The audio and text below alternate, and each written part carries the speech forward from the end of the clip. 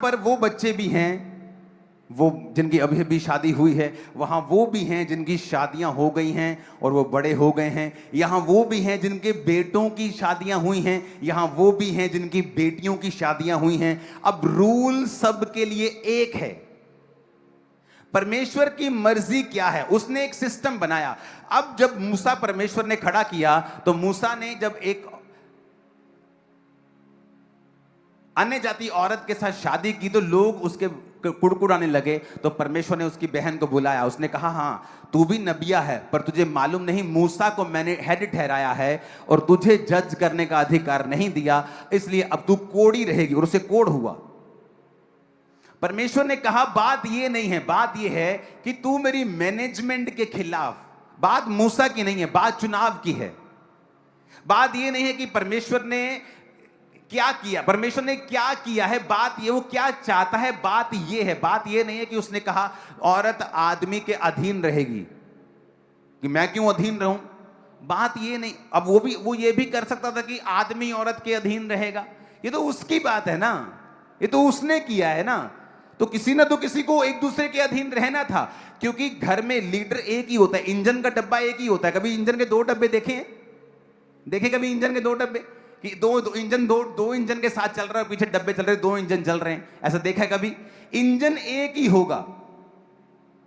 अब यहां पर लिखा है therefore shall a man leave his father and his mother and shall cleave into his wife। लिखा क्लीव, इंग्लिश में लिखा क्लीव। क्लीव कहता, क्लीव को इब्रानी भाषा का 1692 शब्द है दबाक, जिसका मतलब पता क्या है? To cling. जैसे गीला कपड़ा होता है ना, और जब आपकी बॉडी में गीला कपड़ा आप पहनते हो, आपकी बॉडी के साथ चिपक जाता है। कहता अपनी वाइफ के साथ जो तुम्हारा प्यार है वो क्लिंज होना चाहिए, यानी तुम्हारी वाइफ और तुम्हारे बीच में कोई व्यक्ति नहीं होना चाहिए।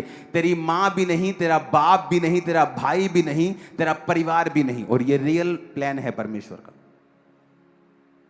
अब यहां पर क्या है, क्योंकि एक मां जिसका एक लौता बेटा है, वो अपने बेटे से प्यार करती है। अब उसके पास इनसिक्योरिटी है कि वाइफ जो है वो मुझसे दूर ना कर दे, जबकि उसको ये पता होना चाहिए कि जिस दिन उसकी वाइफ उसकी लाइफ में आई, अब मां को खुद एक स्टेप पीछे रखना है और वाइफ को एक स्टेप आगे रखना है। पर नहीं, हमें उसे गाइड करना है। जब वचन कहता है कि क्लिंज टू योर वाइफ, गीला कपड़ा होता है ना, कहता है ऐसे रहना है। बट मां क्या समझा रही है, बाप क्या समझा रहा है, भाई क्या समझा रहा है? और जब तक आप दोनों का बॉन्ड, आप दोनों की लाइफ सबसे ज्यादा क्लोज नहीं होगी आपके माता और पिता दोनों से, तब तक आप रियल प्लान में प्रवेश नहीं करेंगे। बाइबल आपकी लाइफ में पूरी नहीं हो रही, आपकी प्रेयर्स फ्रस्ट्रेट रहेगी। होता ना, यार मैं प्रेयर कर रहा हूं, यार मैं फास्टिंग कर रहा हूं, यार मेरी लाइफ में काम क्यों नहीं हो रहा, मैं फ्रस्ट्रेट हो रहा हूं, ये मैं कर रहा हूं, मैं चाहता हूं, मैं सब कुछ सही कर रहा हूं, पर कुछ हो नहीं रहा है। परमेश्वर ने कहा cling to your wife, adhere to your wife, join together, keep fast, overtake, pursue hard, stick to your wife. अब मां को यह चाहिए कि वो एक कदम पीछे हटे और अपनी बेटे को खुद अपनी पत्नी के क्लोज होने के लिए, और पत्नी की मां को चाहिए कि सारा दिन फोन पर चुगलियां करके उसको पति के खिलाफ करने की बजाय वो हेल्प करे कि वो पति के करीब जाए। क्यों? क्योंकि जब वो दोनों एक होंगे तभी ब्लेसिंग उतरेगी, नहीं तो नहीं उतरेगी। अगर आपकी सासू मां और आपकी मां ये काम नहीं कर रही हैं, तो वो एक्चुअल में आपका नुकसान कर रही हैं, और जब वो आपका नुकसान कर रही हैं, वो अपना नुकसान कर रही हैं, वो अपने गर्भ का नुकसान कर रही हैं, अपने घर का नुकसान कर रही हैं, ये समझ के कि वर्ड ऑफ गॉड क्या कहता है। फिर से पढ़ेंगे इंग्लिश में भी। Therefore shall a man leave his father and his mother, मनुष्य अपने माता पिता को छोड़कर अपनी पत्नी से मिला रहेगा, and shall cleave unto his wife। Cleave का मतलब फिर से दिखाएंगे, दबाक। दैट इज क्लिंज, गीले कपड़े की तरह चिपका हुआ, स्टिक टुगेदर। तुम और तुम्हारी वाइफ एक हो, कोई तुम्हें सेपरेट ना करे। बाइबल क्या कहती है? कहता परमेश्वर ने कहा, जब हम मत्ती 19 उसकी 4 से 6 आयत को पढ़ते हैं, तो परमेश्वर ने कहा, उसने उत्तर दिया, क्या तुमने नहीं पढ़ा जिसने उन्हें बनाया आरंभ से नारी और नर बनाकर कहा, इस कारण मनुष्य माता पिता से अलग होकर पत्नी के साथ रहेगा, वो दोनों एक तन होंगे। अतः वो दो नहीं एक तन है, जिसे परमेश्वर ने जोड़ा है उसे मनुष्य अलग ना करे। अब हुआ क्या? बेटी ने फोन किया और मेरी बन नहीं रही उसके साथ। अब मां कह रही तू हो जा बखरी। अब बेटा गया मां के पास, अरे बेबी नहीं हो रहा, तू हो जा बखरा। अब उसे वचन नहीं पता। क्यों समाज में आज, क्यों फैमिलीज में इतना कयोस मचा हुआ है, इतनी खिचड़ी रायता फैला हुआ है, इतनी मुसीबतें हैं, समस्याएं हैं? क्योंकि आज ना तो वचन की समझ है, ना हम ये समझ पा रहे कि बाइबल इस विषय में क्या कहती है। बाइबल में लिखा है, यीशु मसीह ने कहा, जिसे मैंने जोड़ा है उसे मनुष्य अलग ना करे। जब आपकी मां आपकी पत्नी से आपको अलग करना चाहती है, उस पर भी परमेश्वर का कर्स आता है।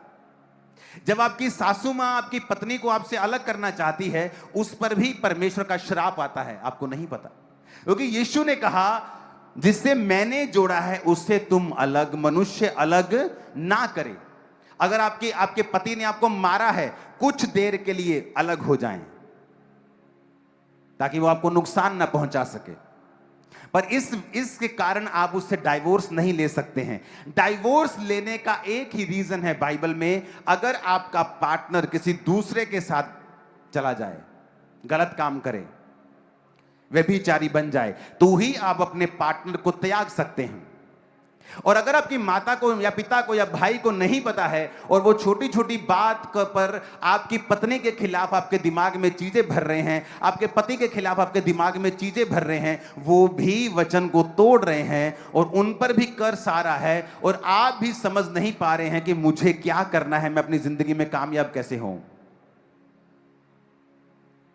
आप मेरी बात समझ पा रहे हैं कि नहीं? उसने कहा, he shall cleave unto his wife.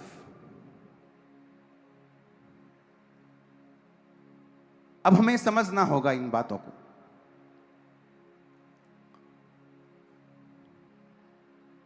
इफिसियों की पुस्तक 5 उसके 23 आयत से हम पढ़ेंगे, 22 से पढ़ेंगे। Wives, submit yourself unto your own husbands. Greek भाषा का 5293 शब्द, जिसका मतलब है सबमिशन का, हुपोटासो, जिसका मतलब है टू सबऑर्डिनेट। कहता जो वाइफ है वो सबऑर्डिनेट है, जिसका मतलब है जैसे एक आर्मी ऑफिसर होता है और उसके नीचे एक सेना होती है जो उसके हुक्म के ऊपर चलता है। ये मैं नहीं कह रहा हूं, अगर आपको हुक्म लेना पसंद नहीं है तो मेरी गलती नहीं है, आज मुझे क्षमा कर दें प्लीज। वाइफ को बोला है बी हुपोटासो, सबमिट योरसेल्फ, हुपोटासो to subordinate, reflexively to obey, to be under obedience, put under. इसका मतलब ये नहीं कि आप कम हैं, इसका मतलब ये एक मैनेजमेंट है। इसका मतलब ये नहीं कि वाइफ कम है, नहीं, ये एक मैनेजमेंट है जो परमेश्वर ने ठहराई है। कि परमेश्वर ने कहा आदमी का सिर मैं हूं, औरत का सिर आदमी है।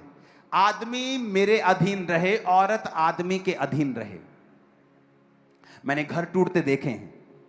एक पास्टर की मैंने काउंसलिंग की और पास्टर ने कहा कि इसके बेबी होने वाला था और मैंने इसको बोला कि जाओ डॉक्टर के पास अभी चली जा, और उसने कहा ठीक है। उसने अपनी माँ को फोन किया, लड़की की माँ ने बोला ले असी खुदा नु मानते हैं, तू प्रेयर कर, चिंता ना कर तू। और उसका बेबी डेड हो गया गर्भ में ही।